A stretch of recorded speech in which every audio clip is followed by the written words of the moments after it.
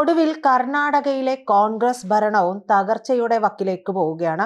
നെഹ്റു കുടുംബത്തിന് കോൺഗ്രസിനെ നയിക്കാനുള്ള ശേഷി ഇല്ലാതായിരിക്കുന്നു എന്ന് വ്യക്തമാക്കുന്നതാണ് നിലവിൽ കർണാടകയിൽ ഉണ്ടായിട്ടുള്ള പ്രശ്നങ്ങൾ അത്രയും. 3 വർഷം തികക്കാൻ അനുവദിക്കണം എന്നുള്ളതാണ് സിദ്ധരാമയ്യ പറയുന്നത്. പക്ഷേ ഒരു നയപ്രഖ്യാപനം ഉണ്ടായാൽ അല്ലെങ്കിൽ ഒരു തീരുമാനം എടുത്തിട്ടുണ്ടെങ്കിൽ ആ തീരുമാനം നടപ്പിലാക്കാനുള്ള ഒരു ആർജവം എന്ന് പറയുന്നത് കോൺഗ്രസിനില്ല. 2.5 വർഷം വെച്ചു മാറാൻ വേണ്ടിയിട്ടായിരുന്നു സിദ്ധരാമയ്യയും DKയും തമ്മിലുള്ള ഒരു ധാരണ.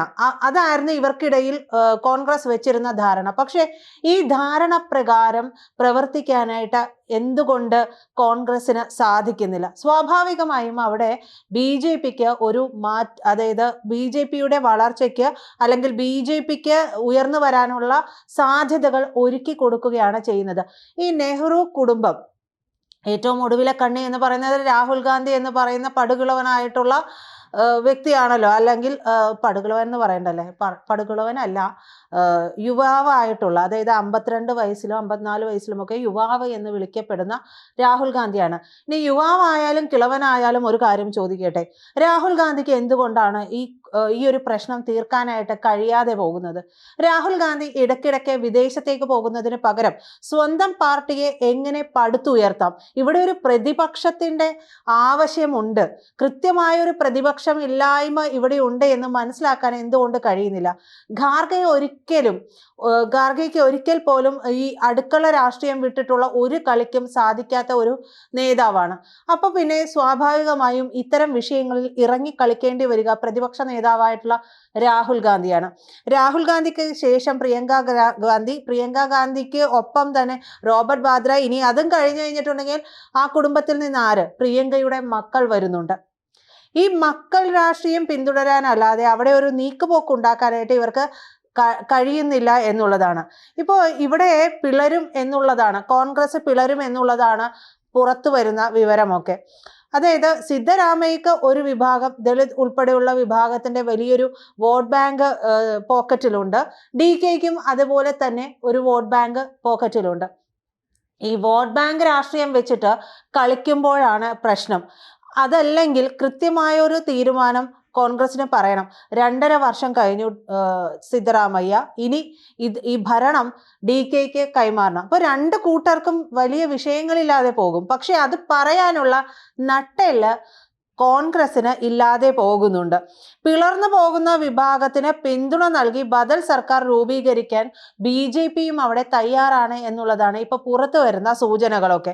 അപ്പൊ അതിനു വേണ്ടി ഇനിയിപ്പോ എനിക്ക് ഇവിടുത്തെ പ്രതിപക്ഷ സ്ഥാനമേ വേണ്ട, ഇതൊരു തലവേദന പിടിച്ച പരിപാടിയാണ് എന്ന് കരുതിക്കൊണ്ട് ഈ രാഹുൽ ഗാന്ധി BJPക്ക് വേണ്ടിയിട്ടുള്ള B ടീം കളിക്കുകയാണോ എന്നുള്ള സംശയം പോലും ഉടലെടുക്കുന്നത് ഇത്തരം വിഷയങ്ങളിലാണ്. കാരണം ഭരണം പോവാതിരിക്കാനും ഇനി വരുന്ന കാലഘട്ടത്തിൽ ഒരു ശക്തമായ പ്രതിപക്ഷം പടുത്തുയർത്താനും ഈ പറയുന്ന ഗാന്ധി കുടുംബത്തിന്, നെഹ്റു കുടുംബത്തിന് കഴിയുന്നില്ല എന്നുള്ളത് വളരെ വളരെ ആ കോൺഗ്രസ് എന്ന് പറയുന്ന പാർട്ടിയുടെ ഇല്ലായ്മ എത്രത്തോളം ഇല്ലാതെ ആയിരിക്കുന്നു എന്നുള്ളതിൻ്റെ സ്പഷ്ടമായിട്ടുള്ള ഒരു ഉദാഹരണം കൂടിയാണ്. അപ്പൊ എന്തായാലും BJP ഇത്തരത്തിലൊരു ബദൽ സർക്കാർ, ഏത് വിഭാഗമാണോ പിളർന്നു വരുന്നത് അവരെ സ്വീകരിച്ചുകൊണ്ട് ബദൽ സർക്കാർ ഉണ്ടാക്കാനുള്ള ശ്രമത്തിലാണ് എന്നും പറയുന്നുണ്ട്. അതുകൊണ്ട് എന്തും സംഭവിക്കാമെന്ന് പറയുന്ന ഒരു അവസ്ഥ കർണാടകയിലുമുണ്ട്. DK ശിവകുമാർ വിഭാഗം കോൺഗ്രസ് വിട്ടാൽ ആ വിഭാഗത്തിനും, ഇനി അതല്ല മുഖ്യമന്ത്രി സിദ്ധരാമയ്യ ആണ് കോൺഗ്രസ് മാറ്റി നിർത്തുന്നത് എന്നുണ്ടെങ്കിൽ സിദ്ധരാമയ്യക്ക് പിന്തുണ നൽകും. ഇതിൽ ഏത് വിഭാഗം വന്നാലും, DKS വന്നാലും സിദ്ധരാമയ്യ വന്നാലും BJPക്ക് ഇത് 2 കൈ നീട്ടി സ്വീകരിക്കാനുള്ള സാധ്യതകളുണ്ട്. ഇതോടെ ചെകുത്താനും കടലിനും ഇടയിൽ എന്നുള്ള ഒരു സാഹചര്യത്തിലേക്ക് സ്വാഭാവികമായും കോൺഗ്രസ് പോവുകയാണ്. കോൺഗ്രസ് വരുത്തിവെച്ച വിന തന്നെയാണ്. ഉപ്പ് തിന്നവൻ വെള്ളം കുടിക്കണം എന്ന് പറയുന്നത് പോലെയാണ് കോൺഗ്രസിന്റെ ഓരോ കാര്യങ്ങളും. ഈ ഹൈക്കമാൻഡ് എന്ന് പറയുന്ന ഒരു ഹൈക്കമാൻഡ് കാര്യം അവിടെ ഉണ്ട് എന്ന് പറയുന്നതല്ലാതെ കൃത്യമായ തീരുമാനങ്ങൾ എടുക്കാനോ അത് പ്രാവർത്തികമാക്കാനോ ഒന്നും ഹൈക്കമാൻഡിനും കഴിയാറില്ല. BJPയുടെ ദേശീയ നേതൃത്വത്തെക്കുറിച്ച് നോക്കുകയാണെങ്കിൽ അവർ അധികാരത്തിലുണ്ടായിരുന്ന കർണാടകയിൽ ഭരണം പിടിക്കുക എന്നത് അവരുടെ പ്രധാനപ്പെട്ട ഒരു കാര്യമാണ്. അവർക്ക് ഭരണം എങ്ങനെയും പിടിച്ചെടുത്തേ തന്നെ പറ്റുള്ളൂ. അപ്പോൾ അതിനുവേണ്ടി സ്വാഭാവികമായിട്ടും ഈ പറയുന്ന BJP അവിടെ എന്ത് കാര്യത്തിനും എന്ത് വിട്ടുവീഴ്ചയ്ക്കും തയ്യാറാകാനുള്ള സാധ്യതകളുമുണ്ട്. അപ്പോൾ പണവും കേന്ദ്രഭരണവും BJPക്ക് ഉണ്ടല്ലോ. അപ്പോൾ BJP വിചാരിച്ചിട്ടുണ്ട് എന്നുണ്ടെങ്കിൽ കോൺഗ്രസിന്റെ ഇപ്പോഴത്തെ ഭിന്നത അത് മുതലെടുത്തുകൊണ്ട് സർക്കാരിനെ വീഴ്ത്താനായിട്ട് വളരെ നിഷ്പ്രയാസം സാധിക്കുന്ന ഒരു സാഹചര്യമുണ്ട്. അങ്ങനെ സംഭവിച്ചിട്ടുണ്ടെങ്കിൽ ഒന്ന് ആലോചിച്ച് നോക്കുക. അത് കർണാടകയെ മാത്രമല്ല കേരളത്തിലും അതിൻ്റെ ഒരു പ്രതിഫലനം ഉണ്ടാകും, ആ ഒരു ആഫ്റ്റർ ഇഫക്റ്റ് ഉണ്ടാകും എന്നുള്ളതാണ് മനസ്സിലാക്കാൻ കഴിയുന്നത്. അങ്ങനെയാണെങ്കിൽ അത് UDFന് വലിയ തിരിച്ചടിയാകും. അങ്ങനെയാണെങ്കിൽ ഇലക്ഷൻ വരികയാണ്. ഇതെല്ലാം കേരളത്തിലെ UDFനെ ബാധിക്കാനുള്ള സാധ്യതകളുമുണ്ട്. കർണാടകയിലെ കോൺഗ്രസ് നേതൃത്വത്തിലുള്ള ഈ ഒരു അധികാര തർക്കം എന്ന് പറയുന്നത് കോൺഗ്രസിന്റെ ഹൈക്കമാൻഡിന്റെയും ഈ ഗാന്ധി കുടുംബത്തിന്റെയും ഒക്കെ കഴിവുകേടാണ്. ഇത് കഴിവുകേട് എന്നുള്ളത് നമുക്ക് ശരിക്കും പറഞ്ഞാൽ ഈ ഒരു കോൺഗ്രസുമായി സംബന്ധിച്ച് നമ്മൾ എടുത്തു നോക്കുകയാണെങ്കിൽ അതൊരു ക്ലീഷേ വേടാണ്. ഏത് സമയത്താണ് കഴിവ് തെളിയിച്ചിട്ടുള്ളത്? കഴിവ് തെളിയിക്കാൻ ഇവർക്ക് കിട്ടിയ അവസരങ്ങൾ ഇവർ എങ്ങനെയാണ് കളഞ്ഞു കുളിച്ചത്? എങ്ങനെയാണ് ഇവരുടെ പാർട്ടിക്കുള്ളിലുള്ള ഒരു വിഷയത്തെ ഇവർക്ക് പുറം ലോകം അറിയാതെ പരിഹരിക്കാൻ സാധിക്കാതെ പോകുന്നത്? ഇതെല്ലാം കഴിവുകേടിന്റെ കാര്യങ്ങളാണല്ലോ. നമുക്കിതെല്ലാം മനസ്സിലാക്കി തരുന്ന കാര്യങ്ങളാണ് ഇതെല്ലാം. ഒരു കാലത്തൊന്ന് ആലോചിച്ചു നോക്കിയിട്ടുണ്ടെങ്കിൽ ഇന്ദിരാഗാന്ധി ഡൽഹിയിൽ ഇരുന്നു കൊണ്ട്, ആ ഇന്ദ്രപ്രസ്ഥത്തിൽ ഇരുന്നു കൊണ്ട് രാജ്യമെങ്ങുമുള്ള സകല സംസ്ഥാന നേതാക്കളുടെയും സിംഹാസനം അവരുടെ ഇഷ്ടാനുസരണമാണ് കൈകാര്യം ചെയ്തുകൊണ്ടിരുന്നത്. ആ ഒരു വിൽ പവർ അല്ലെങ്കിൽ ആ ഒരു നിശ്ചയദാർഢ്യം ഒന്നും ഇപ്പോഴത്തെ കോൺഗ്രസ് തലമുറയ്ക്ക് ഇല്ല എന്നുള്ളതാണ്. സംസ്ഥാന മുഖ്യമന്ത്രിമാരെ പരസ്പരം പോരടിപ്പിച്ചുകൊണ്ട് തൻ്റെ അധികാരം ചോദ്യം ചെയ്യപ്പെടാതിരിക്കാനുള്ള സകല കുതന്ത്രങ്ങളുമൊക്കെ ഇന്ദിരാഗാന്ധി വളരെ വളരെ സസൂക്ഷ്മം ഇൻജക്റ്റ് ചെയ്യുകയും അത് കൃത്യമായി നടപ്പിലാക്കുകയും ഒക്കെ ചെയ്തിട്ടുണ്ടായിരുന്നു. അപ്പോൾ അത്തരത്തിലുള്ള ഇതൊക്കെ വായിച്ചു നോക്കുക, ഇതൊക്കെ റെക്കോർഡിക്കലി ഉള്ളതാണല്ലോ. അപ്പോൾ ഇതെല്ലാം ഒന്ന് വായിച്ചു നോക്കിയാൽ തന്നെ ഈ പറയുന്ന രാഹുൽ ഗാന്ധിക്കൊക്കെ ഒരു കിളി വരേണ്ടതാണ്. ഇപ്പോൾ കിളി തീരെ ഇല്ലാതെയാണ് രാഹുൽ ഗാന്ധി നടക്കുന്നത്. അപ്പോൾ ഇതെല്ലാം വായിച്ചു നോക്കിയിട്ടുണ്ടെങ്കിൽ രാഷ്ട്രീയത്തിൽ ഇതെങ്ങനെ ഓരോ തന്ത്രങ്ങൾ പയറ്റാം എന്നുള്ളത് കൃത്യമായിട്ട് മനസ്സിലാക്കും. അപ്പോൾ അത് പുതിയ കാലത്തെ ചേരുവകൾ ചേർത്തുകൊണ്ട് ചെയ്യുക എന്നുള്ളത് മാത്രമേ ചെയ്യാറുള്ളൂ. അതായത് പൂർവികർ ചെയ്തു വെച്ചിട്ടുള്ള, ഇന്ദിരാഗാന്ധി ചെയ്തു വെച്ചിട്ടുള്ള പല തന്ത്രങ്ങളും എന്ന് പറയുന്നത് ഇന്നത്തെ കോൺഗ്രസിലുള്ള ഒരു നേതാക്കൾക്കും ചിന്തിക്കാൻ പറ്റാത്ത തരത്തിലുള്ളതാണ്.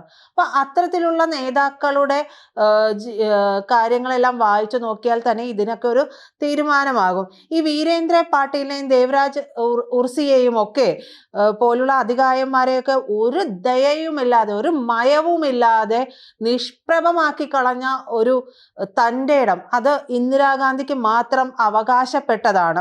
വീരേന്ദ്ര പാട്ടീലിനെയും ദേവരാജ് ഉർസിയെയും പോലുള്ള അധികായന്മാരെയൊക്കെ ഒരു ദയവുമില്ലാതെ ഒരു മയവുമില്ലാതെ നിഷ്പ്രഭരാക്കിയ ഹൈക്കമാൻഡ് രാഷ്ട്രീയം കർണാടകയിൽ വീണ്ടും നടന്നുകൊണ്ടിരിക്കുന്ന ഒരു സാഹചര്യമുണ്ട്. അപ്പൊ ഈ പോരാട്ടത്തിൽ കാലം അതിൻ്റെ ഒരു പ്രതികാരം വീട്ടുന്ന സാഹചര്യം കൂടി നമ്മൾക്ക് കാണാൻ കഴിയുന്നുണ്ട്. ഇന്ന് അതെല്ലാം പൂർണ്ണമായിട്ടും മാറ്റി എഴുതപ്പെടുന്ന ഒരു സാഹചര്യമാണ്. അന്നത്തെ ഡൽഹി ഹൈക്കമാൻഡ് ഇന്ന് അധികാരവും ഗാംഭീര്യവും ഒന്നുമില്ലാതെ വെറും പിണ്ണാക്കായിട്ട് മാറുന്ന ഒരു സാഹചര്യമുണ്ട്. ഇപ്പോൾ കർണാടകയിലെ മുഖ്യമന്ത്രി സിദ്ധരാമയ്യയും ഉപമുഖ്യമന്ത്രിയായിട്ടുള്ള DK ശിവകുമാറും എന്ന രണ്ട് അധികായർ ചേർന്നുകൊണ്ട് ഡൽഹിയിലെ കേന്ദ്ര നേതൃത്വത്തെക്കുറിച്ച് സ്വന്തം താല്പര്യങ്ങൾക്ക് വേണ്ടി കൈയടിപ്പിക്കുന്ന ഒരു രാഷ്ട്രീയ സർക്കസ്, രാഷ്ട്രീയപരമായിട്ടുള്ള കുരങ്ങ് കളിയാണ് ഇപ്പോൾ സത്യത്തിൽ കാണുന്നത്. ഈ കുരങ്ങ് കളിയിൽ പെട്ടുകിടക്കുന്നത്, കുരങ്ങ് കളിക്കുന്നത്, കുരങ്ങന്മാരാക്കി ഇവർ വെച്ചിരിക്കുന്നത് സോണിയയും രാഹുലും ഉൾപ്പെടെയുള്ളവരെയാണ്. അപ്പോൾ സോണിയയ്ക്കും രാഹുലിനും ഒക്കെ ഈ ഇന്ത്യൻ രാഷ്ട്രീയത്തിൽ ഇത്രയും വില മാത്രമേ ഇവർ നൽകുന്നുള്ളൂ എന്നുള്ളതാണ്. അപ്പോഴാണ് നമ്മൾ തട്ടിച്ചു നോക്കേണ്ടത് ഇന്ദിരയുടെ ഭരണകാലത്ത് ഇന്ദിരയുടെ ആ ഒരു ആർജവും തൻ്റെ ഇടവും ഒക്കെ. അത് പലതും പഠിക്കാനുണ്ട്. നമുക്ക് അവരെ വിമർശിക്കാം, എല്ലാം ചെയ്യാം. പക്ഷെ അവരുടെ നേതൃപാടവം, അവർ വരച്ച വരയിൽ നിർത്തിക്കൊണ്ടിരുന്നത്, അതെല്ലാം കണ്ടുപഠിക്കാനുണ്ട്. പ്രത്യേകിച്ച് ഇത്തരത്തിൽ കുരങ്ങ് കളിക്കാൻ ഒരുങ്ങി നിൽക്കുന്ന അല്ലെങ്കിൽ കുരങ്ങ് കളിപ്പിച്ചുകൊണ്ടിരിക്കുന്ന രാഹുലിനും സോണിയയ്ക്കുമൊക്കെ അതൊക്കെ വായിച്ച് ഇനിയെങ്കിലും നോക്കാവുന്നതാണ് എന്നുള്ളതാണ്.